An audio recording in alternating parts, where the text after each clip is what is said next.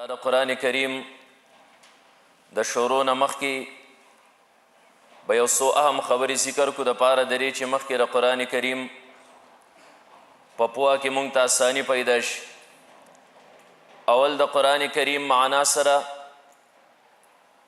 لغوي او اصطلاحي او بیا د هغې سره سره د قرآن کریم موضوع سره غرض او غایې سره دغه شانتي تعریف د علم تفسیر دی لغوي او اصطلاحي د هغې سره سره موضوع د علم تفسیر ده غرض او غایه د علم تفسیر ده.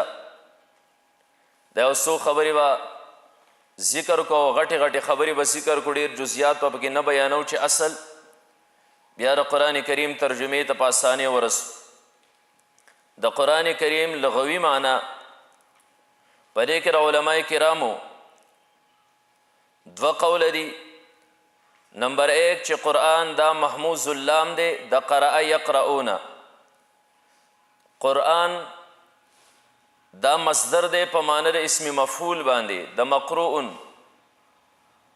معنی د لوستلی شوی او قرآن ته قرآن ځکه وایي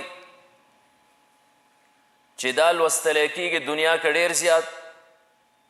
مثال به طور باندې دنیا کې څومره مدارس دي 24 غنټې په هغې کې طلبا لګیایي، جماعتونو کې خلک لګیایي، کورونو کې زنانه لګیایي، د قرآن کریم تلاوت کېږي د مخکې نه هم او دغه طریقه به جاری الی یوم القیامه د قیامت د ورځې پورې.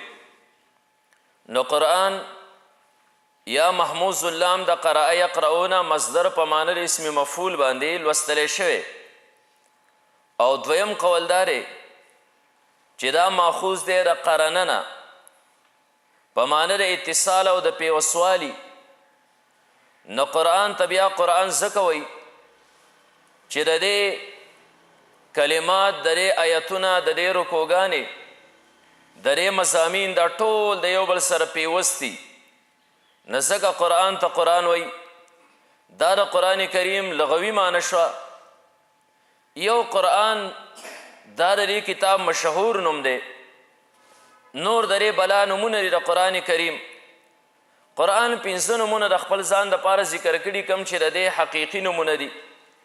القرآن، دویم الفرقان، دریم الذکر، څلورم الکتاب، پنځم التنزیل. دا به خپله قرآن کریم ځای په ځای باندې بیان کړي، تاسو ویلي دي اورېدلي دي.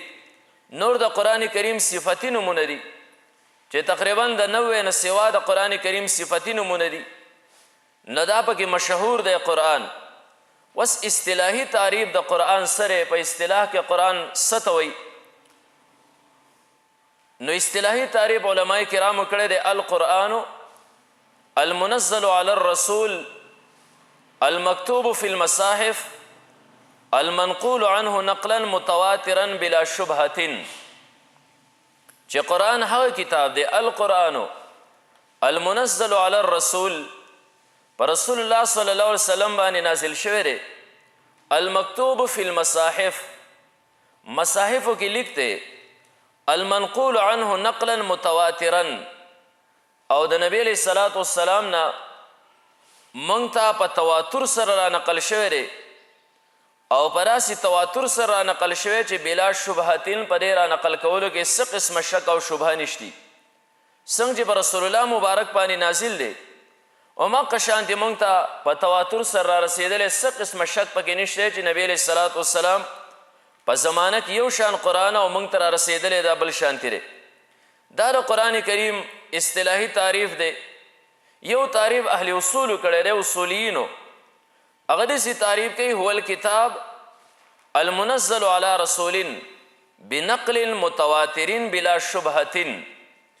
قرآن هغه کتاب دی هو الکتاب المنزل علی رسول پر رسول باندې نازل دی بنقل متواتر بلا شبهة او په نقل متواتر سره، یعنی موږ ته د پیغمبر نه په تواتر سره نقل شوی دی او داسې را نقل شوی چې بلا شبهتین دی، څه قسمه شک او شبه په هغې کې نشته. دا د قرآن کریم په اعتبار د لغت سره او اصطلاح سره دا د قرآن کریم تعریف و.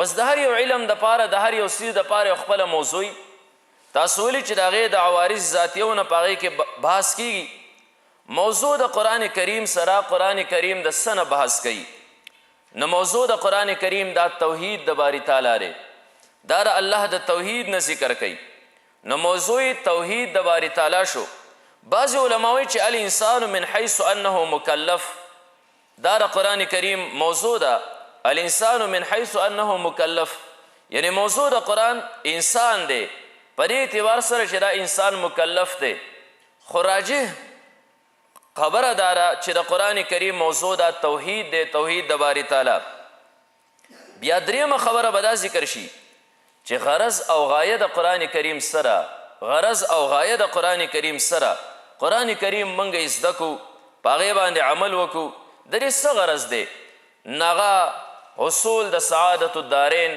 یعنی د دواړو جهانو کامیابی ده قرآن کریم انسان زده کړي په هغې باندې عمل وکړي عملي جامه ور واچوي نو د دواړو جهانو سعادت الله تعالی انسان ته ورنصیب کړي نو حصول د سعادت الدارین دا د قرآن کریم لغوي اصطلاحي تعریف موضوع او غرض او غایه